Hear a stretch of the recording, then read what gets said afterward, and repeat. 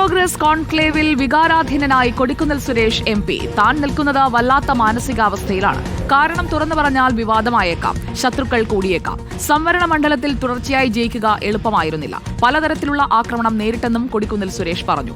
VD സതീശനും രമേശ് ചെന്നിത്തലയും ഉൾപ്പെടെയുള്ള വേദിയിലാണ് കൊടിക്കുന്നിലിന്റെ ഈ പരാമർശം. ഒരുപാട് പ്രതിസന്ധികൾ മറികടന്നു വന്നയാളാണ് കൊടിക്കുന്നിൽ സുരേഷെന്നും നേതൃത്വത്തിലെത്തിയതിനു ശേഷം പാർട്ടി വേട്ടയാടിയിട്ടില്ലെന്നും VD സതീശനും പ്രതികരിച്ചു. അത് കേരളത്തിലെ സംവരണ മണ്ഡലത്തിൽ നിന്ന് ഏറ്റവും പ്രാവശ്യം ജയിക്കുക എന്ന് പറയുന്നത് എളുപ്പമുള്ള കാര്യമാണ്. കേരളത്തിലെ സംവരണ മണ്ഡലങ്ങളിൽ ആർക്കും ഏറ്റവും പ്രാവശ്യം ജയിക്കാൻ കഴിഞ്ഞിട്ടില്ല എന്നുള്ളത് ഒരു വസ്തുത. ഒരുപാട് വിമർശനങ്ങൾക്ക് ഞാൻ വിധേയനായിരിക്കും. കാരണം പിന്നിട്ട വഴികളിൽ ഒരുപാട് പ്രതിസന്ധികളെയും പ്രതികൂലമായ സാഹചര്യങ്ങളെയും അതിജീവിക്കുന്നുണ്ട്. ഒരുപക്ഷെ അത് ഞാനായതുകൊണ്ടാണ് ആ പ്രതിസന്ധികളെയും പ്രതികൂലമായ സാഹചര്യങ്ങളെയും അതിജീവിച്ച് ഇപ്പോഴും നിങ്ങളുടെ മുന്നിൽ നിൽക്കുന്നത്. ഒരുപാട് ആക്രമണങ്ങൾ നേരിട്ടിട്ടുണ്ട്.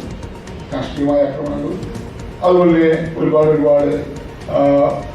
പ്രതിസന്ധികളും എനിക്ക് നേരിടേണ്ടി. ഒരുപാട് കഷ്ടപ്പെട്ട്, ഒരുപാട് പ്രയാസപ്പെട്ട്, ഒരുപാട് പ്രതിസന്ധികളെ മറികടന്നുകൊണ്ടാണ് അദ്ദേഹം ഈ സ്ഥാനത്തെത്തിയത്. അദ്ദേഹം പറഞ്ഞു അദ്ദേഹം മത്സരിക്കേണ്ട എന്ന് പറഞ്ഞിട്ട് ഞങ്ങൾ അദ്ദേഹത്തെ ചേർത്ത് നിർത്തിയെന്നാണ് പറഞ്ഞത്. നിർബന്ധമായിട്ട് മത്സരിക്കണം, അദ്ദേഹം മത്സരിച്ച ജയിക്കും എന്ന് പറഞ്ഞ ആൾ ഞാനാണ്. ആ സമയത്ത് ഒരുപാട് മാനസിക സമ്മർദ്ദത്തിലൂടെയാണ് അദ്ദേഹം കടന്നുപോയത്.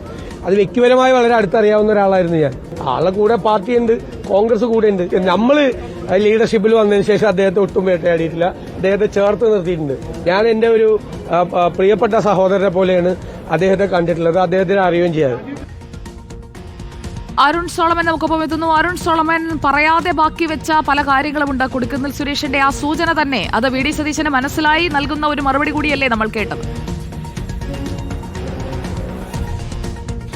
സുജയ, തീർച്ചയായിട്ടും ഇന്ന് നടന്ന ദളിത് പ്രോഗ്രസ് കോൺക്ലേവിലാണ് അദ്ദേഹം ഇത്തരത്തിലൊരു പരാമർശം നടത്തിയിരിക്കുന്നത്. പ്രധാനമായിട്ടും കഴിഞ്ഞ 8 തവണ ഈ ലോക്സഭയിൽ എത്തിയതിന് പിന്നാലെ അദ്ദേഹത്തെ ഈ ചടങ്ങിൽ ആദരിക്കുകയുണ്ട്. ഈ ആദരവ് ഏറ്റുവാങ്ങിയതിന് പിന്നാലെ ആണ് അദ്ദേഹം സംസാരിച്ചത്. വളരെ വികാരഭരിതനായിട്ടായിരുന്നു അദ്ദേഹത്തിന്റെ പ്രസംഗം തന്നെ തുടങ്ങിയത്. ഇതിൽ പ്രധാനമായിട്ടും അദ്ദേഹം നിൽക്കുന്നത് വല്ലാത്തൊരു മാനസിക അവസ്ഥയിലാണ്. പക്ഷേ ആ കാരണങ്ങൾ തുറന്നു പറഞ്ഞു കഴിഞ്ഞാൽ വളരെ വിവാദമായേക്കാം. അതുകൊണ്ട് തന്നെ കൂടുതൽ ശത്രുക്കൾ തനിക്ക് ഉണ്ടാകാം. അതുകൊണ്ട് ഈ പ്രസംഗം എഴുതി ഒരു പ്രസംഗവുമായിട്ടാണ് താൻ നിൽക്കുന്നതെന്ന് ആരംഭിച്ചുകൊണ്ടാണ് അദ്ദേഹം സംസാരിച്ചത്. പക്ഷേ ഈ കഴിഞ്ഞ 8 തവണ അദ്ദേഹം ഈ MP ആയി നിൽക്കുമ്പോഴും ഒരേ മണ്ഡലത്തിൽ നിന്ന് ജയിക്കുക വളരെ അസാധ്യമാണ്. പക്ഷേ ഒട്ടനവധി പ്രതിസന്ധികളെ തരണം ചെയ്തിരുന്നു.